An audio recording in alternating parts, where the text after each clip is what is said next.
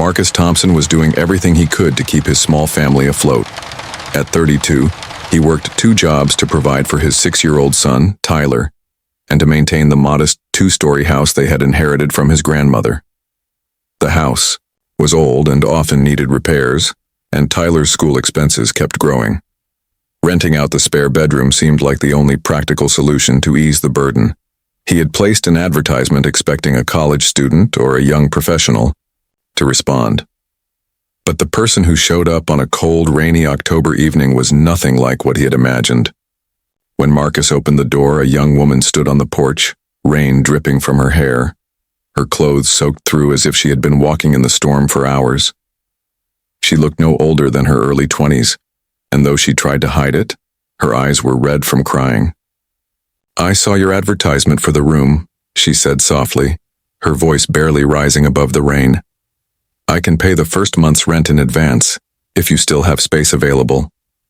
Marcus noticed the exhaustion on her face, the quiet desperation she tried to mask. His instincts told him she needed kindness more than questions. "Come inside, get out of the rain," he said gently. "We can talk about the room once you've warmed up." As she stepped into the living room, little Tyler peeked curiously from around the corner, his wide eyes fixed on the unexpected visitor. Wanting to ease the tension, Marcus called him over. "Tyler, come meet our guest." The woman knelt, down so she was eye level with the boy, her expression softening immediately. "Hello there," she said warmly. "What's your name?" "I'm Tyler," the boy replied without hesitation. "Are you going to live in our extra room?" "I hope so," she answered with a small smile, before glancing up at Marcus. "My name is Emma. I'm looking for somewhere safe to stay." Marcus felt himself making a decision that had little to do with logic and everything to do with instinct. "Emma," he said, "why don't you sit down and tell me about your situation? The room is available, but I want to be sure this works for both of us." Over the next hour, Emma shared pieces of her story. She explained that she had left behind a difficult family situation and was trying to start fresh with very few resources. She needed a safe place to stay while she searched for work and rebuilt her independence. What she didn't reveal was her true identity. Her full name was Emma Sterling, the daughter of tech billionaire Richard Sterling. After years of feeling trapped in her father's world of wealth and control, she had finally walked away. The breaking point had come when her father tried to force her into a marriage with his business partner's son. Rather than live a life where every decision was dictated, Emma abandoned the multi-million-dollar inheritance and chose freedom. Marcus didn't press for details. He knew everyone had reasons to hold some things back. What struck him most was Emma's intelligence, her calm presence, and the natural way she connected with Tyler. Beneath her vulnerable appearance, there was strength.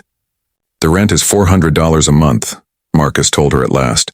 "That includes utilities. You'll have full access to the kitchen and living room. Tyler and I are usually quiet, so I think you'll find it peaceful here." Emma pulled out an envelope from her jacket, already prepared. "I can pay for 3 months in advance," she offered. Marcus shook his head. "1 month is fine, Emma. Whatever you're running from, I just hope you find what you need here." In the weeks that followed, Emma became far more than just a tenant. She was respectful, kind, and always helped with household chores. Most importantly, she built a gentle bond with Tyler.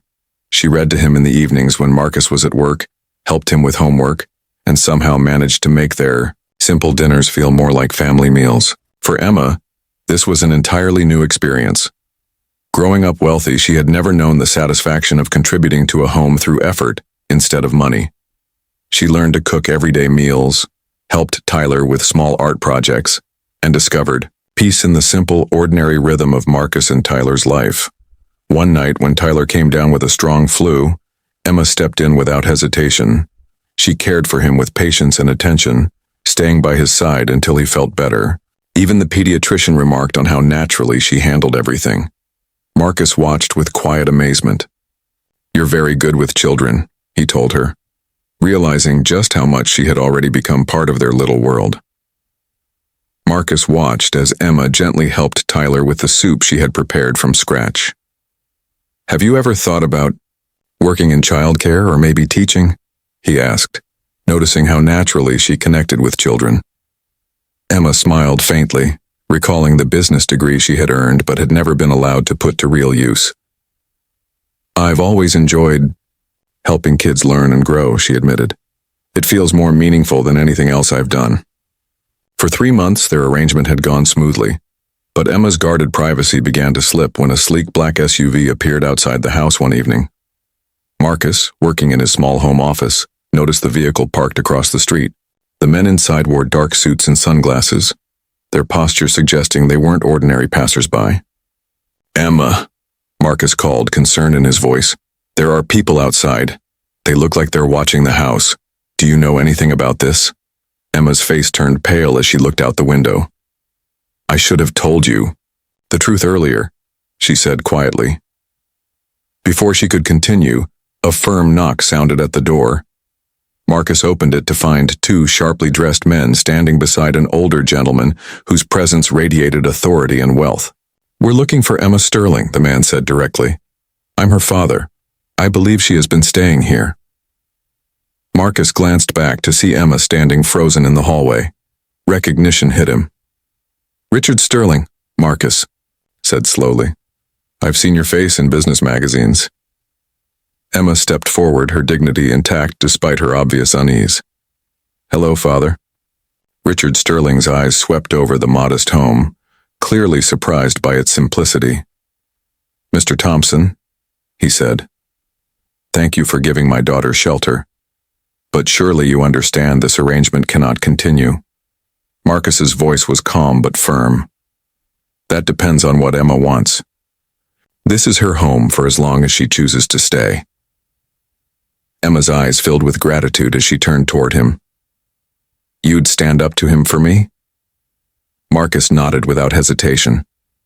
Emma has been part of our family for months. She helps care for Tyler, supports our home, and has every right to decide where she belongs. The conversation that followed was tense but revealing. Gradually, Richard began to understand that his daughter had found in Marcus's home something his wealth had never been able to provide: acceptance, purpose, and the freedom to be valued for who she truly was, not for her inheritance. Later, Emma told Marcus the full truth about her past, the vast inheritance she had walked away from, the business empire she had rejected, and the life of privilege she had left behind. She expected shock or hesitation. Instead, Marcus quietly said, I fell in love with the woman who reads Tyler bedtime stories and makes soup when he's sick. The money you left behind doesn't change who you are here. 2 years later, they were married in a ceremony that celebrated their unique journey. Richard Sterling, having come to respect Marcus's integrity and his daughter's happiness, walked Emma down the aisle with genuine pride. Emma never returned to her father's company. Instead, she used her education and skills to help Marcus grow his handyman business into a successful home renovation company. Together they built a life founded on respect, shared values, and the understanding that true wealth is measured in love, not bank accounts.